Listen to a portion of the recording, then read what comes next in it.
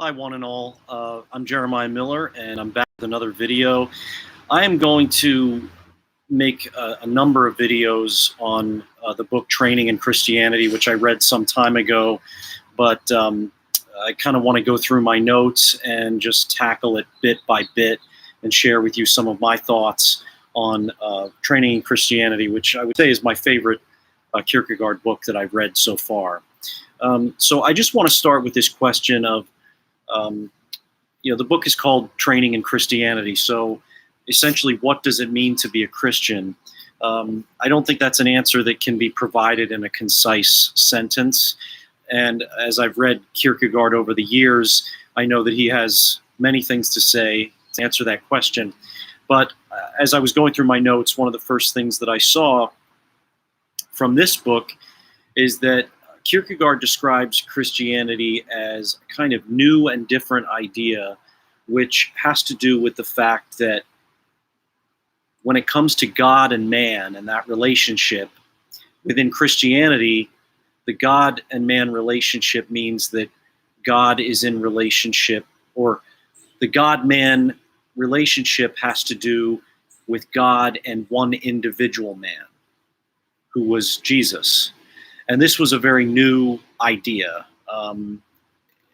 The other cultures that had preceded Christianity always kind of saw the God and man relationship as having to do with God and mankind. And so the idea that the God-man was God and one individual human being, who was Jesus, was a very new and rather offensive idea. I imagine that maybe some of you who are watching this video may wince at that idea when I said that the God-man is God and one individual human being only. And if you did, I think that you would be, Kierkegaard would say that you're proving his point, because there is something about that idea that is causes you to be taken aback somewhat. And Kierkegaard would say that's very natural, and the only way that you can truly walk the narrow path that leads to Christianity is by first having been taken aback by that idea. So what's kind of interesting about this is that Kierkegaard speaks of God as an individual man, and it kind of ties in with his much broader philosophical ideas, which are more commonly spoken of. It's interesting to me, as a person of faith, to read Kierkegaard and see that it's such Christian writing, but that's really not, I would say, what Kierkegaard is predominantly known for. He's known more as, the father of existentialism and a great figure in philosophy. But this Christian idea of the God-man as God and one individual human being kind of ties in with Kierkegaard's philosophy, which is much more widely known, and that is the predominance of the individual, the importance of the individual over mankind, the importance of the individual man over mankind. It's a kind of individualism, but I would say that it's different than what we in the West commonly think of as individualism. It doesn't mean that Kierkegaard wouldn't agree with a lot of our Western ideas, but he's not occupied and concerned with debates about how societies should be run so much, or the forms of government we use. But he is concerned with the danger of getting too influenced by the ethics that are created by the broader community. So we have a society, and it's run by a code of ethics. And I think Kierkegaard would understand that. There has to be, there has to be a government, there has to be, this consensus about what is ethical, what the laws should be, what is legal. So I don't think Kierkegaard is all that concerned with that, or any particular point of view on that. What he is concerned with is the idea that that the individual should not let the ethics of the society dominate the way that they live their lives. They should not rely on the ethics of the society to determine the decisions that they make, because every decision is something that has to happen from within. And this really gets at Kierkegaard's idea of inwardness and the importance of inwardness. And I think that's why Christianity, Kierkegaard says, is essentially offensive to the world. And he points out that it's offensive for some obvious reasons. One is that there's this individual man who the Christian faith claims to be God, and who claimed to be God himself. And the other offensive thing about that is that this individual man happened to be lowly. He was not a king, he was not a ruler, he was an ordinary human being like 90% of us. And so he was not an aristocrat. He, in fact, and there's debate, I suppose, about what Jesus' circumstances were, but my clear understanding of the gospel is that he was a carpenter. He had nowhere to lay his head. He was essentially homeless. He was not someone who had anything of material value to offer anyone, only things of spiritual value. So those are the two kind of surface offensive things about that. But I think Kierkegaard's saying what's truly offensive about the Christian message is when you tell someone that the primary relationship is between God and the individual rather than God and mankind.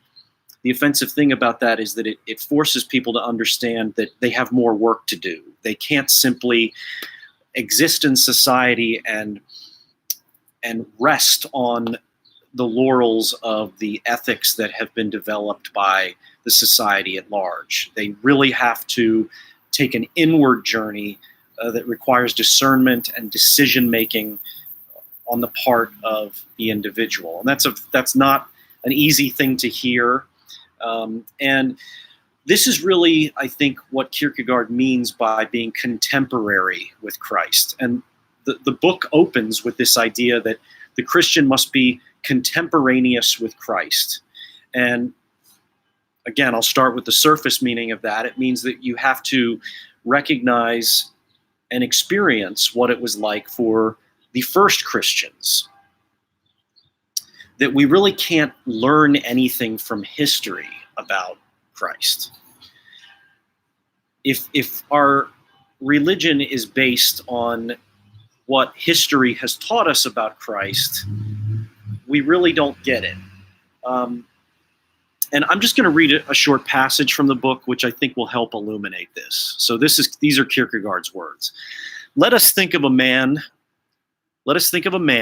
one of those glorious figures who was unjustly treated by his own age, but afterward was reinstated in his rights by history, which, by means of the consequences of his life, made it evident who he was. In relation to a man, it remains true that the consequences of his life are more important than his life. So let us think of one of these glorious ones. He lives among his contemporaries, but he is not understood, not recognized for what he is. He is derided, persecuted, and finally put to death as a malefactor. But the consequences of his life make it manifest who he was. History, which records these consequences, does him justice. He is now acclaimed century after century as a great and noble man, his humiliation being as good as forgotten. It was due to the blindness of his age that it did not recognize him for what he was. It was due to the impiety of that generation that they scorned and derided him and finally put him to death. But let that now be forgotten. It was only after his death that he really became what he was through the consequences of his life, which were indeed more important than his life. Should the same be also true for Christ? It was indeed a blindness and impiety on the part of that generation. But let that now be forgotten. History has now reinstated him in his right. We now know from history who Jesus Christ was. We now do him justice. O impious heedlessness, which reduces sacred history to profane history, Christ to a mere man. Can one then from history learn to know anything about Christ? By no manner of means. Jesus Christ is the object of faith. One must either believe in him or be offended. For to know signifies exactly that the reference is not to him. It is true enough that history furnishes knowledge in abundance, but knowledge demolishes Jesus Christ. So, this ties in with a lot of the things that I've been talking about. If your Christianity is based on a kind of group identity in any way, shape, or form, if it is based on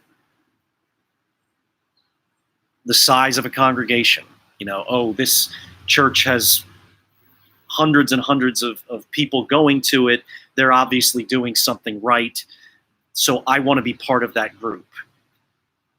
This church recognizes the historical impact of Christianity, and so I want to be part of that group. Kierkegaard is saying that this can't be so. You really have to become an individual in your decision-making and your discernment. You have to go within yourself. It can't happen. It can't happen by way of osmosis through other people. It's something that has to happen deep within yourself.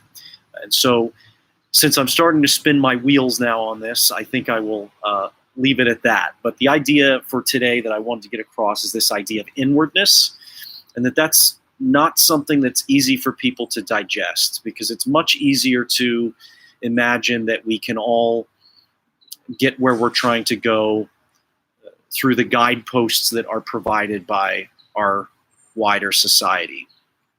But ultimately, only true decisions can be made from within, and that requires fear and trembling, which is actually the title of one of Kierkegaard's works. And so, as long as we have that healthy fear and trembling going on within us, in a sense, we're alive, and we're alive with Christ, and we are not stagnant. We are moving forward, and that's really what Kierkegaard is getting at. It's that inward journey that's so important. So with that, I'll have more to say in the next video. I'm going to keep going through these notes and share more as I go along. In the meantime, thank you for watching, and we'll see you next time.